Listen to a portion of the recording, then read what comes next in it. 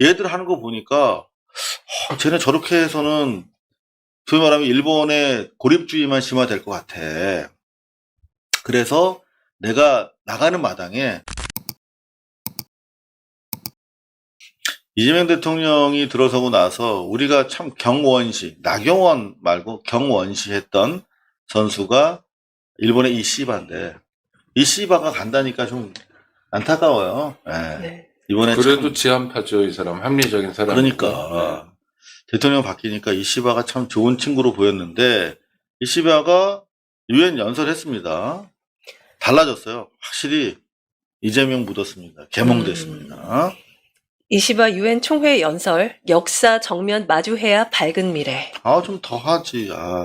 내용을 정리하니까 이런 내용이에요. 역사를 마주해야만 밝은 미래를 열 수 있다. 전쟁의 비극을 반복하지 않겠다. 전체주의와 무책임한 포퓰리즘을 배격하고 편협한 민족주의에 빠지지 않겠다. 완열. 차별과 배회주의를 용납하지 않겠다. 분열보다 연대, 대립보다는 환용. 이제 뭐 한 달여 정도 남았는데 임기가 네. 완전히 훌륭한 얘기를 했어요. 유엔에서. 야, 이거 들어야 될 사람이 많은데요. 그러니까. 일단 트럼프가 들어야 될 것 같고. 그 다음에 지금 뭐 여러 가지 계산법이 있는데 전체 국가 중에서 민주주의 국가가 차지하는 비중이 갈수록 줄어들고 있어요. 맞아요. 그러니까 사실은 우리는 역사는 진보한다고 그러면 민주주의 국가가 늘어나야 되는데 오히려 줄어들고 있거든요.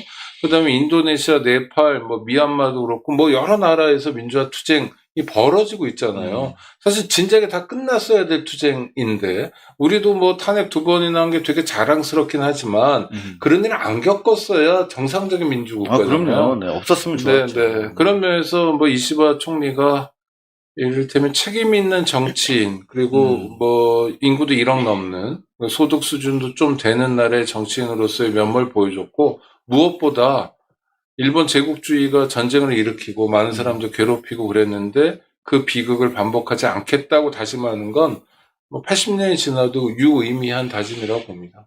근데 저는 두 가지로 좀 해석을 해보고 싶어요. 왜 이런 전향적인 입장을 유엔이라고 하는 국제사회에서 이야기하고 있는가?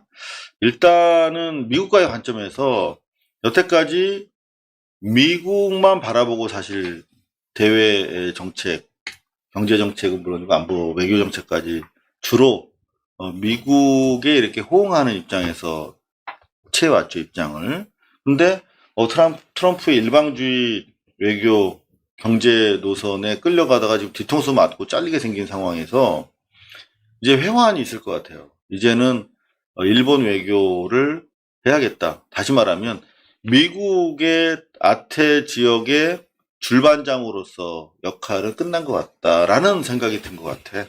그래서 한국은 물론이고 지역 국가와 상호 호혜적으로 관계를 재구성해야 될 필요성을 느낀 것 같아. 특히 지난번에 이재명 대통령이랑 진짜 밤 깊은 시간 대화하면서 그런 얘기를 많이 했을 것 같아. 내가 이제 한국이랑 좀 소통하면서 미국의 굴레로부터 벗어나서 특히 이 지역 사회에서의 걸림돌은 한국이었단 말이야. 한국 문턱만 한국 손잡고 넘으면 상당히 긍정적으로 이 아시아 태평양에서 영향력을 확장할 수 있어요. 근데 최근에 여러분들 중국에서 영화도 개봉되지 않았습니까? 731이요. 사전 예매만 2억 명이 할 정도로 어마어마한. 네. 그게 날이 갈수록 시진핑 체제가 이제 공고히 되면서 내부에 적이 자꾸 필요한데 역사의식, 민족의식이 되게 고취가 되고 있어요. 그러면서 최근에 계속 그 반일 영화들이 나오고 있는데 그 영화가 아주 폭발적인 것 같아요. 이제 그 영화 때문에 아주 길에 나다니지도 못한다는 거 아니야. 그렇죠. 일본인 티 내면 안 될 정도로. 네, 일본말 하지 말라고 그러고 일본 사람처럼 옷 입지 말라고 제 공간으로 나가고 있어요. 이게 말이 되냐. 그러니까 상당히 어떤 중국에서의 위축 그리고 한국과의 소통을 통해서 이제 한국과 우리 동반자 관계가 필요하겠다라고 하는 인식 뭐 그런 것들이 이런 최소한의 어떤 그 성찰적인 입장으로 나온 것이 아닌가. 두 번째로 제가 생각했을 때는 이제 자기가 물러나는데 누가 되든 남자가 되든 여자가 되든 뭐 둘 중에 하나가 된다는 거 아니겠습니까? 그런데 얘들 하는 거 보니까 쟤네 저렇게 해서는 소위 말하면 일본의 고립주의만 심화될 것 같아. 그래서 내가 나가는 마당에 내 후임 총리들을 나름대로 국제사회에서 구속할 수 있는 이런 언명을 하는 것인 거지. 그러니까 후계들이 자기의 외교 노선을 따라오지 않으면 안 되도록 이렇게 외부적으로 발설한 것이 아닌가. 그런 국내적 이유도 있지 않나 이런 생각이 들어요. 그럼요. 그리고 또 이건 원칙이잖아요. 그러니까 731만이 아니라 2차 대전 태평양 전쟁을 일으킨 전범으로서의 일본의 지위는 80년이 가도 흔들리지 않는다. 사람들은 영화를 통해서 또는 다른 여러 가지를 통해서 여전히 기억하고 있다. 대한민국도 마찬가지잖아요. 대한민국은 3.1부터 해가지고 독립운동은 우리의 근거, 우리가 거기서부터 대한민국이 비롯됐다고 늘 확인하는 나라인 거 아닙니까? 그러니까 일본의 식민지 강제 지배, 일본의 침탈에 대해서 늘 긴장감을 가지고 있거든요. 그거를 때로 잘 표현하냐 표현하지 않냐 뭐 이런 정도의 차이가 좀 있을 그렇죠, 뿐이고 그렇죠. 그러니까 일본으로서는 과거 문제라는 게 얼마나 중요한 문제인지를 말씀하신 것처럼 자기 후임들에게 또 일본 국민들에게 얘기하는 거죠. 우리가 진짜 잘못했다. 이 문제에 대해서는 없어지는 문제가 아니다. 네.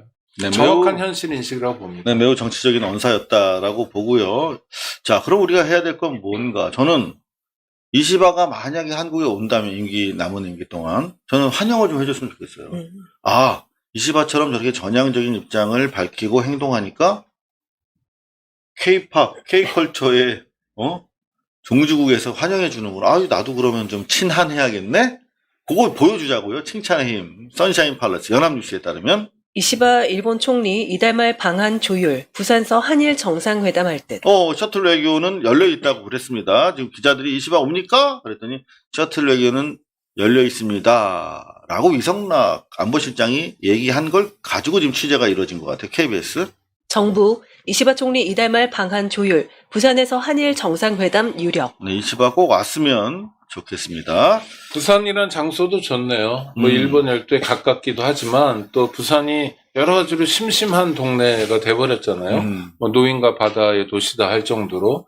그런데 대통령이 정상회담을 서울에서 하면 정말 편할 텐데, 그렇죠? 대통령 관저도 서울에 있고 모든 참모들이 서울에 있는데 굳이 부산까지, 부산 가나 일본 가나 비슷한데도 어떤 면에서 뭐 KTX 타고 가면 일본 가는 것보다 더 긴 시간이 걸릴 텐데도 부산에서 하는 건 뭐 부울경 시민들에 대한 하나의 선물이기도 하고요. 추석 앞두고. 이것도 맞습니다. 이거 선물인데 대통령이 이거 다 꼬신 거예요, 이시바를. 그러니까요. 그때 당시 이시바는 한국 와봤냐? 와봤다. 어디 가봤냐? 서울 가봤다. 야, 서울 말고 좋은 데 진짜 많어. 서울에는 와보셨으니까 다음에 셔틀 외교 2차 한국 방문하실 때는 우리 서울 아닌 곳으로 합시다 라고 했어요. 그래서 그게 저는 부산,